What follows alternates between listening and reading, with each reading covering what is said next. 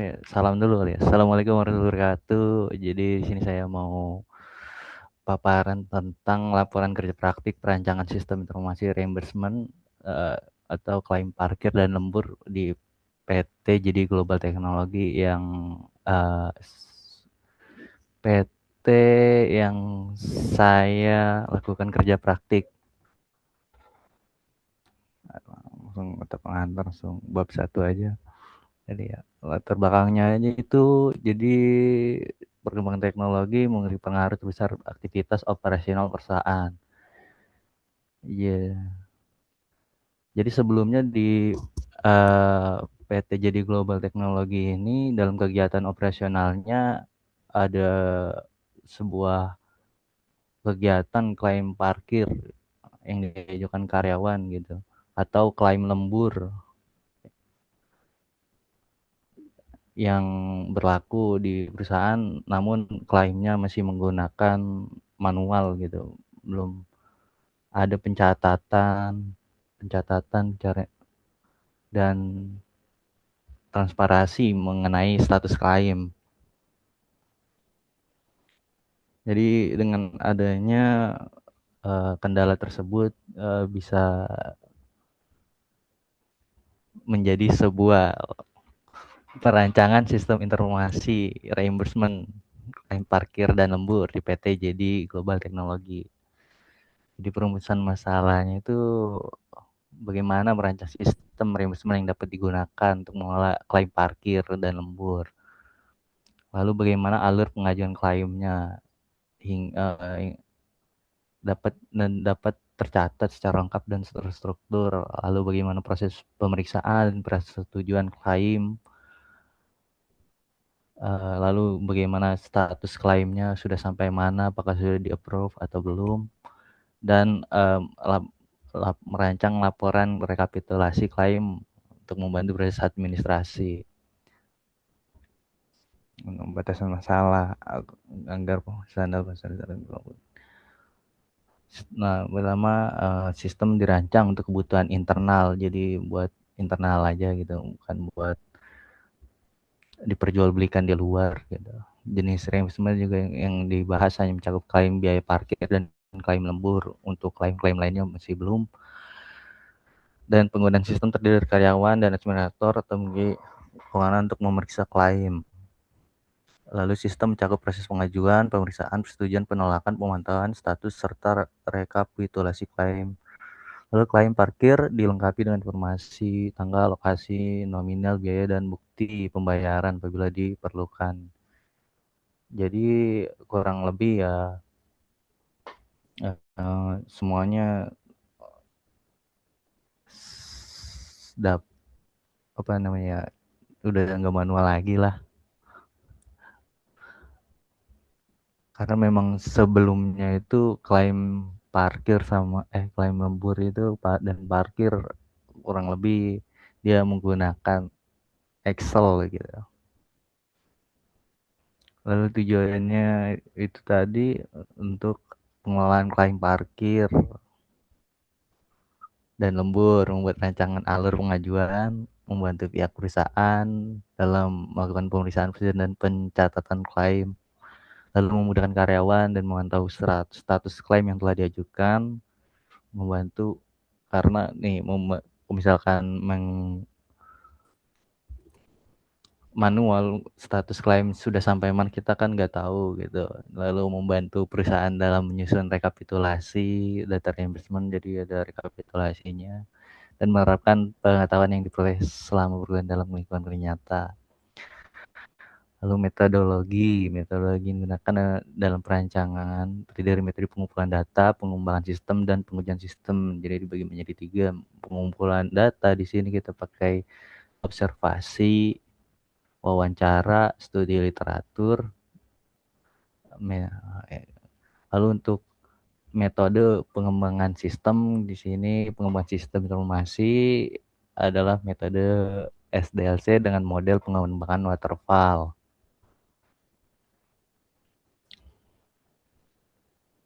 Jadi di sini mencakup beberapa tahapan mulai dari perencanaan, analisis kebutuhan, perancangan sistem, implementasi, pengujian, hingga pemeliharaan sistem. Model waterfall dipilih karena tahapan yang sistematis dan berurutan sehingga sesuai dengan digunakan dalam proses perencanaan sistem yang membutuhkan dokumentasi dan analisis yang jelas. Ini itu tadi ada perencanaan atau planning, analisis kebutuhan sistem, perancangan sistem, implementasi sistem. Ya, di sini untuk implementasi sistem di sisi backend kita pakai Golang. Nah, untuk logika bisnis, autentikasi dan otorisasi pengguna, validasi data, pengelolaan, pengajuan klaim, proses persetujuan atau penolakan, serta komunikasi dengan basis data MySQL. Sisi front end dikembangkan menggunakan React.js, sedangkan Node.js digunakan sebagai lingkungan pengembangan atau menjalankan aplikasi. Mengelola dependensi melalui NPM dan melakukan proses bootstrap digunakan sebagai tampilan responsif dan konsisten. Pertukaran data front end dan back end dilakukan REST API berbasis HTTP dengan format JSON. Untuk menguji sistem di sini menggunakan metode black box testing dan pemeliharaan atau maintenance tahap ini dilakukan untuk memperbaiki kesalahan sistem dan melakukan pengembangan apabila terdapat kebutuhan baru. Di sini metode pengujian sistem yang digunakan adalah black box testing. Jadi di sini akan dilakukan pengetesan login pengguna, pengajuan klaim parkir dan lembur, persetujuan klaim, perubahan status klaim, dan riwayat laporan reimburse. Poin 1.6 sistematika penulisan. Bab 1 pendahuluan. Bab 2 landasan teori. Bab 3 tinjauan umum perusahaan. Bab 4 uraian sistem dan hasil. Dan bab 5 penutup. Relevansi. Kerja praktik ini memiliki relevansi di bidang teknologi informasi, khususnya dalam penerapan ilmu analisis sistem, perancangan basis data, rekayasa perangkat, dan pengembangan aplikasi. Nah, bab 2 landasan teori sistem. Poin 2.1 sistem informasi. Sistem informasi merupakan sekumpulan komponen yang saling berhubungan untuk mengumpulkan, mengolah, menyimpan, dan menyajikan informasi guna mendukung kegiatan operasional serta pengambilan keputusan dalam suatu organisasi. Itu dari Stabiri dan Kadir. Nah, lalu sendiri tentang reimbursement merupakan proses biaya yang telah dikeluarkan terlebih dahulu oleh karyawan untuk kepentingan pekerjaan. Jadi sejumlah uang yang sudah kita keluarkan untuk kepentingan pekerjaan itu bisa digantikan oleh perusahaan. Di mana prosesnya pada umumnya meliputi karyawan mengisi data pengajuan, lalu melampirkan bukti atau informasi pendukung, lalu sistem memvalidasi kelengkapan data, lalu administrator atau approver memeriksa pengajuan, lalu pengajuan tersebut disetujui atau ditolak, lalu putusan dan riwayat perubahan status disimpan untuk kebutuhan administrasi. Lalu klaim parkir. Klaim parkir adalah pengajuan penggantian biaya parkir yang dikeluarkan karyawan ketika menjalankan tugas atau kegiatan perusahaan. Informasi yang diperlukan pada umumnya: nama karyawan, tanggal pengeluaran biaya, kapan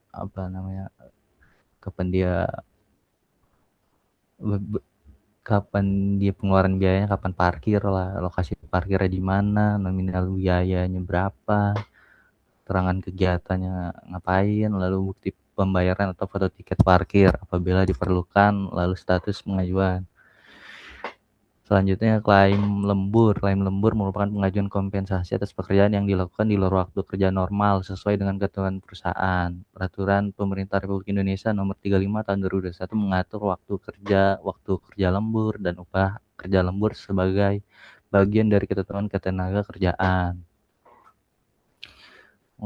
Pada umumnya diperlukan dalam klaim lembur antara lain nama karyawan, tanggal lembur, waktu mulai dan selesai lembur, total durasi lembur berapa jam, keterangan pekerjaan yang dilakukan, nama atasan atau pihak yang memberikan persetujuan, lalu status pengajuan. 2.5 rekayasa perangkat lunak. Rekayasa perangkat lunak merupakan penerapan perangkat sistematis terstruktur dan terukur dalam pengembangan pengoperasian serta pemeliharaan perangkat lunak.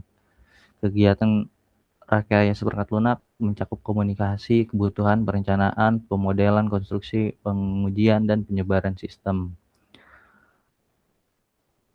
Jadi dalam praktiknya ini prinsip rekayasa digunakan untuk menerjemahkan kebutuhan pengguna menjadi rancangan proses bisnis, model data antarmuka, implementasi, dan skenario pengujian. Jadi tadi kebutuhan penggunanya tadi kan klaim parkir gitu, proses bisnisnya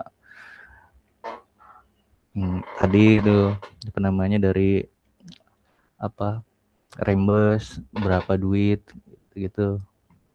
Kalau yang termuka ntar ada apa namanya halaman login segala macam, implementasinya bagaimana dan skenario-nya seperti apa. Lalu sistem development life cycle dan model waterfall. SDLC merupakan kerangka tahapan yang digunakan untuk mengembangkan sistem sejak perencanaan hingga pemeliharaan. Model waterfall menjalankan tahapan secara berurutan sehingga keluaran suatu tahap menjadi dasar bagi tahap berikutnya. Tahap tersebut umumnya mencakup perencanaan, analisis kebutuhan, perancangan, implementasi, pengujian, dan pemeliharaan. Model waterfall digunakan karena ruang lingkup sistem telah ditentukan dan membutuhkan dokumentasi yang jelas. Kemungkinan hasil pengujian tetap dapat digunakan untuk merupakan informasi sebelum sistem diserahkan. Jadi kenapa pakai model waterfall, karena lingkup telah ini membutuhkan kombinasi yang jelas gitu. Jadi sesuai lah sama apa namanya klaim parkir itu kan pencatatan. Lalu untuk perancangan sistem adalah proses menyusun struktur alur data antarmuka serta hubungan antar bagian sistem berdasarkan kebutuhan pengguna.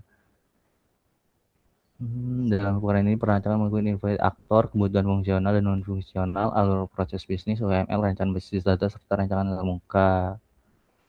Ini nanti mencakup tentang identifikasi pengguna sistem, siapa aja penggunanya gitu, penyusunan kebutuhan fungsional, kebutuhannya yang fungsional dan non fungsional apa saja, perancangan alur proses bisnis, perancangan use case diagram, activity diagram, basis data, perancangan antarmuka pengguna.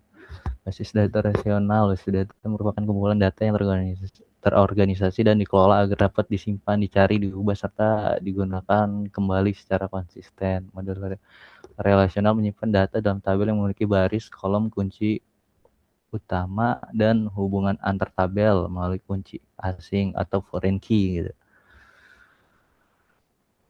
Lalu Unified Model Language atau UML, bahasa permodelan grafis yang digunakan untuk memvisualisasikan, menspesifikasikan, membangun, dan mendokumentasikan artefak sistem perangkat lunak. UML menyediakan berbagai jenis diagram untuk menggambarkan struktur maupun perilaku sistem.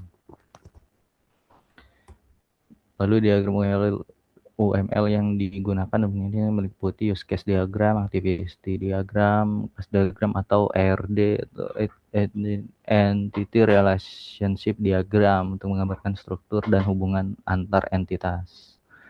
2.10 black box testing berfokus pengujian yang berfokus pada perilaku fungsi berdasarkan masukan dan keluaran misal struktur kode internal. Jadi dia penguji menyiapkan kondisi masukan, menjalankan fungsi, kemudian membandingkan hasil aktual dengan hasil yang diharapkan. Golang atau Go adalah bahasa pemrograman tujuan umum yang memiliki tipe data kuat, pengelolaan memori otomatis, dukungan konkursi, serta sistem paket untuk mengelola dependensi. Go dirancang untuk mendukung pengembangan program yang sederhana, efisien, dan mudah dipelihara. Jadi backend-nya pakai Golang gitu dalam sistem informasi Remix Golang digunakan pada sisi backend untuk menerima permainan HTTP, melakukan autentikasi dan otorisasi, memvalidasi data, menjalankan kerja bisnis, mengakses MySQL, dan mengirim respon kepada front-end. Lalu React.js merupakan library JavaScript untuk membangun antarmuka pengguna dari komponen-komponen yang dapat digunakan kembali. Pendekatan berbasis komponen membantu pengembang memisahkan tampilan dan logika antarmuka menjadi bagian yang lebih terstruktur.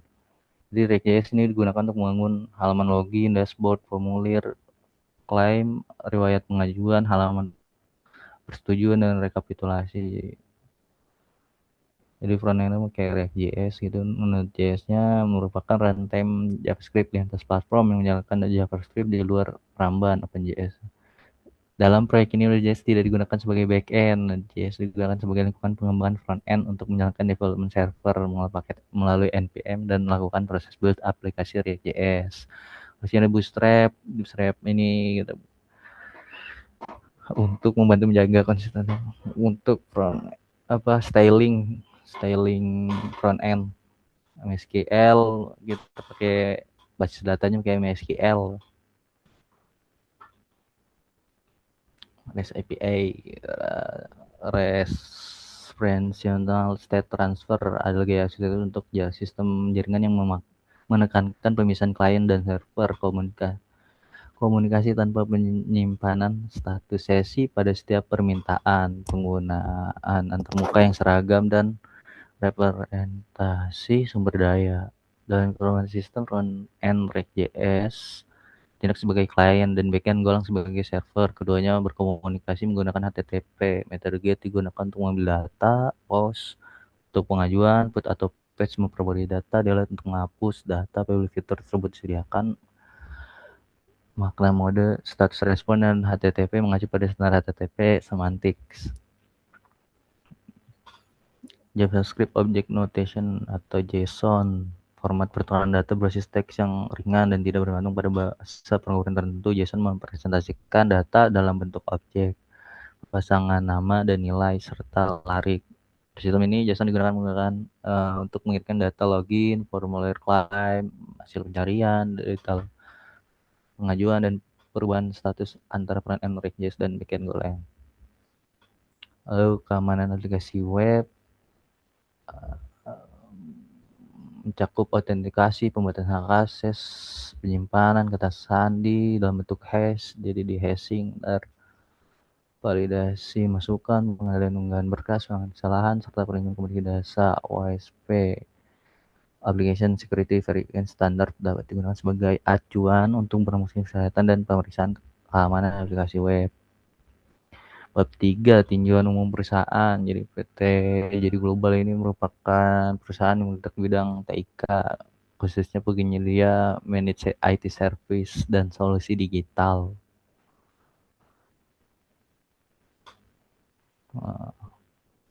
Salah satu kegiatan yang bisa berkelas secara terstruktur adalah proses reimburse karyawan, khususnya pengajuan klaim parkir dan lembur. Sejarah perusahaan. Jadi pada 8 Agustus 2018 dengan IT yang terstandarisasi.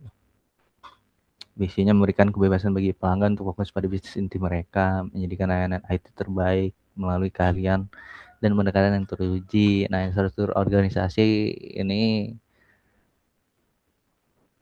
nanti Pak diisi Pak.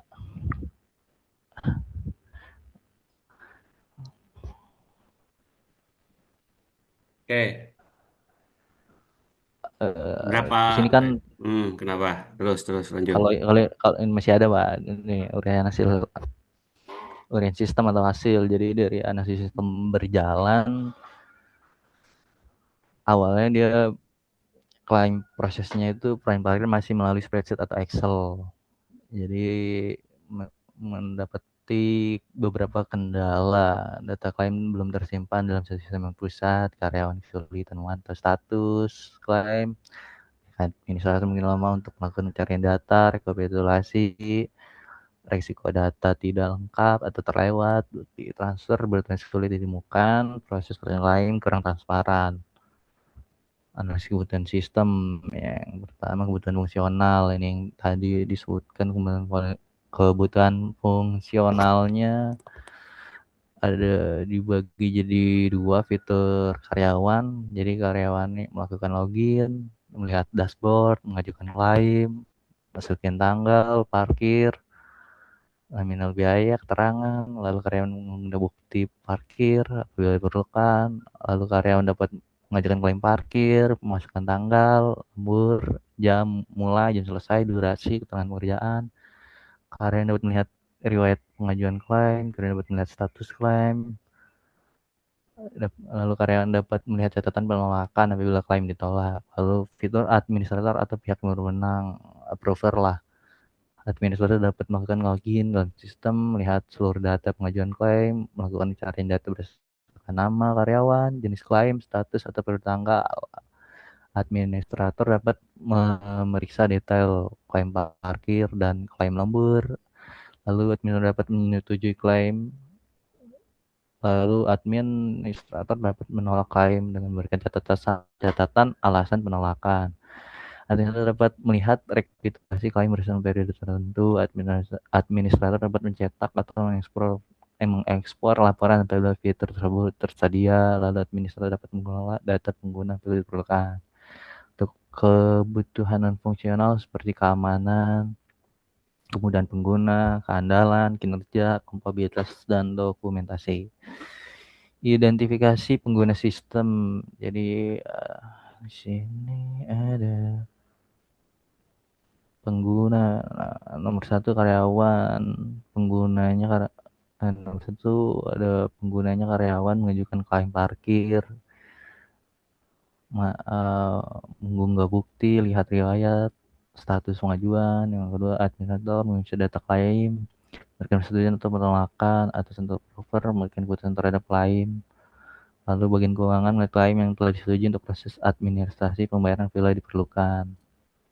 Ini sebenarnya tadi bisa disesuaikan sih. Perancangan fresh bisnisnya kurang lebih seperti ini. Ini bener nggak ya? Saya agak bingung sih ini mah. Jadi login, React.js mengirim request ke backend, Node.js. Ini masih salah ini, harusnya diupdate ini. Goleng menerima request, validasi data request dan hak akses ke pengguna, datanya valid. Kalau valid, akses database SQL, mengambil data Rembes, proses, lalu menyimpan atau memperbarui data di database, lalu Michael mengirim hasil query ke backend, JS mengirim respon ke React.js, React.js menampilkan data terbaru. Untuk alur pengajuan klaim parkir, alurnya kurang lebih karyawan melakukan login, milih menu parkir, mengisi tanggal, lokasi parkir, biaya, dan keterangan, mengunggah bukti penerimaan diperlukan, menekan tombol kirim pengajuan. Ya kurang lebih seperti inilah. Kelihatan nggak ya? Ini diedit nih dengan Node.js. Lalu pengajuan klaim parkir lembur kurang lebih sama, cuman bedanya yaitu tadi di ininya klaim lembur waktu mulai segala macam.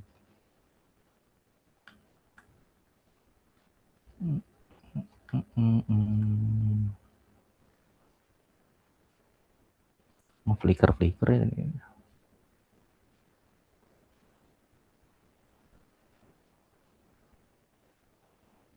Lalu ini persetujuannya nih. Apa pengajuan? Oh ini benar, persetujuan klaim. Berarti approvernya nih administrasi atau approver mungkin login, halaman, kemudian milih salah satu klaim. Ini langsung lalu sistem menampilkan data klaim, pengguna memeriksa data dan bukti pendukung. Apabila klaim sesuai ketentuan, pengguna mengunduh tombol disetujui, lalu klaim tidak sesuai bisa ditolak dan memberikan alasan, lalu sistem memperbarui status klaim. Terakhir, hasil keputusan dapat dilihat oleh karyawan. Flowchartnya perancangan use case diagram. Use case karyawan kurang lebih seperti ini. Login, lihat dashboard, profil, mengajukan klaim parkir, mengajukan klaim lembur, riwayat klaim, status klaim, melihat detail klaim, mengunggah bukti pendukung gitu. Jadi satu ini. Use case administrator kurang lebih seperti ini. Login, lihat dashboard admin, lihat dashboard klaim, lihat data klaim, menyetujui klaim, menolak klaim, mengolah data karyawan, mengolah data klaim, membuat laporan, memvalidasi klaim, berikan catatan penolakan. Perancangan basis data kurang lebih seperti ini. Ada user, integer, primary key, pengguna, nick, karyawan, nomor induk karyawan gitu, nama karyawan, email, password, jabatan, divisi, role, ini created, waktu pembuatan sama pembaruan, tabel klaim parkir, sesuai yang ada lah kurang lebih. Terus tabel tabel klaim lembur, tabel riwayat status, kurang lebih kayak gini. Cuman kayaknya harus perbaiki deh.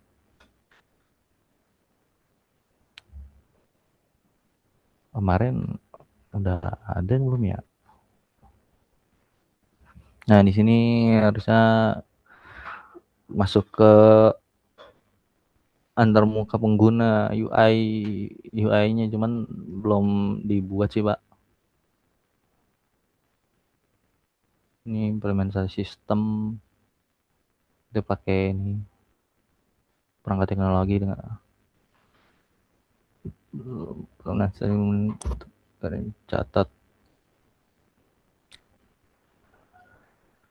implementasinya, fitur segala macam, lalu pengujian sistemnya kurang lebih kayak gini. Login menggunakan email password yang valid, sesuai berhasil, misalkan tidak valid, navigasi sistem kesalahan, berarti sesuai berhasil, majukan klaim, kasus pengisian. Nah, kesimpulan, saran. Nah, ini daftar pustakanya nih, Pak. Udah banyak ini, Pak, kali, Pak. Udah sih kurang lebih kayak gitu, Pak, tinggal aplikasinya aja.